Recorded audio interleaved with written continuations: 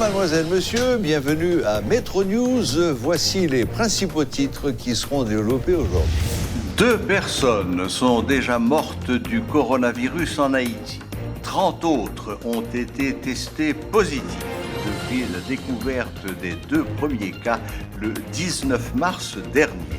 L'ancien diplomate américain Pierre-Antoine Louis plaide en faveur d'un déploiement de soldats des forces armées d'Haïti pour un meilleur contrôle de la frontière.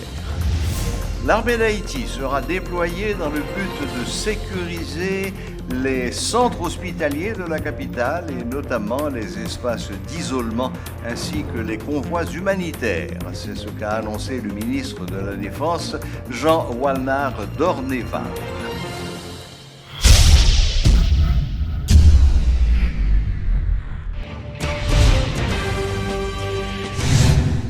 Les autorités haïtiennes ont indiqué qu'un 2e malade du coronavirus est décédé le mercredi 8 avril.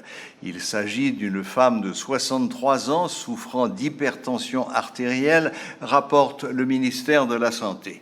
Les 2 personnes présentaient des cas de comorbidité et faisaient partie de la population particulièrement vulnérable au coronavirus.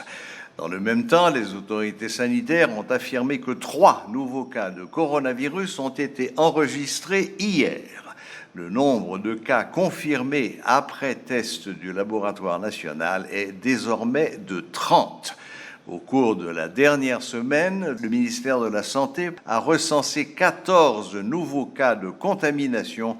Le nombre de cas a presque doublé par rapport aux 2 premières semaines.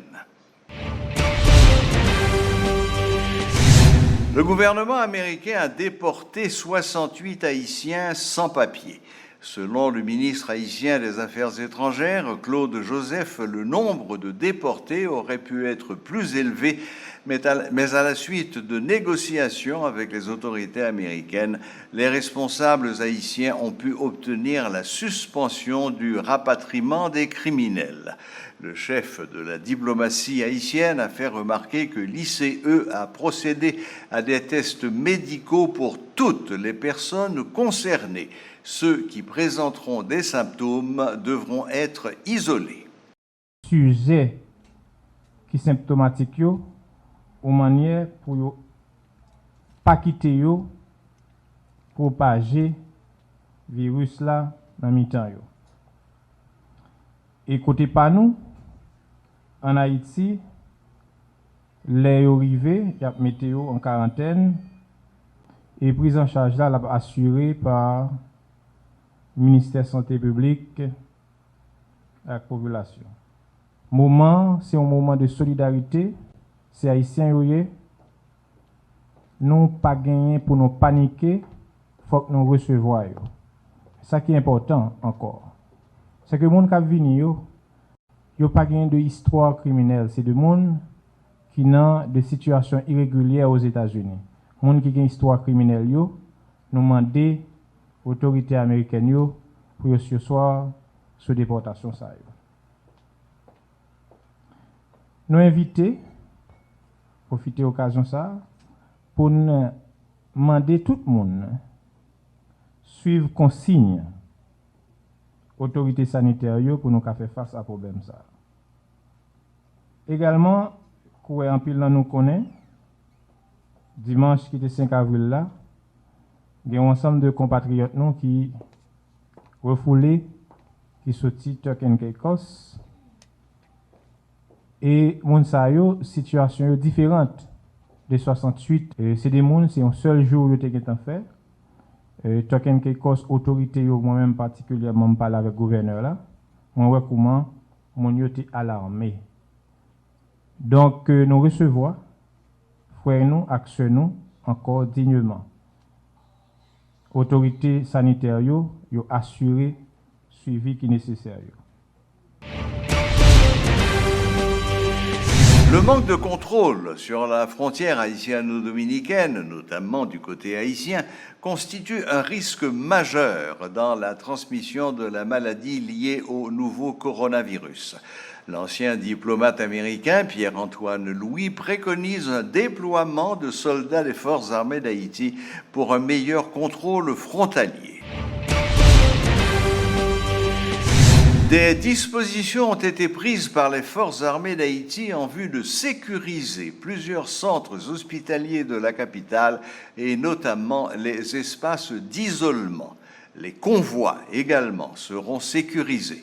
L'annonce en a été faite par le ministre de la Défense, Jean Walnar Dorneval, lors d'une intervention au ministère de la Communication.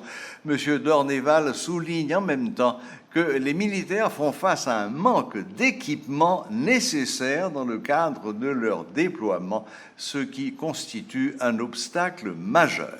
Nous prenons toute une série de dispositions et pour ça, nous comprenons que c'est un bagage qui était très compliqué pour nous parce que en même temps, il faut que nous demandons confinement, nous demandons tout le monde, mais pour nous mettre ensemble 140 personnes, 200 personnes ensemble sous base à la Caona en ce moment, il faut nous screener.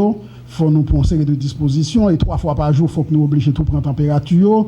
Bref, nous-mêmes, tous, militaires nous, qui peuvent intervenir pour apporter à la population un secours en cas de nécessité, militaires, nous-mêmes, nous devons protéger.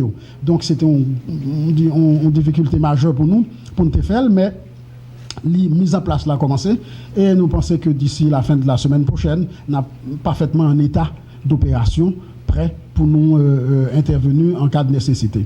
Et les institutions de l'armée, c'est le président Jovenel Moïse qui relançait ça et présence moi-même comme ministre et objectif que au moins mandat président au moins c'est travail pour moi reconstruire rapidement les forces armées d'Haïti. Le gouvernement condamne l'attaque dont a été victime le présentateur vedette de l'émission Matin Débat, Luckner Désir, dit Louko Désir, sur la route nationale numéro 1 à hauteur de Carrefour-Paye.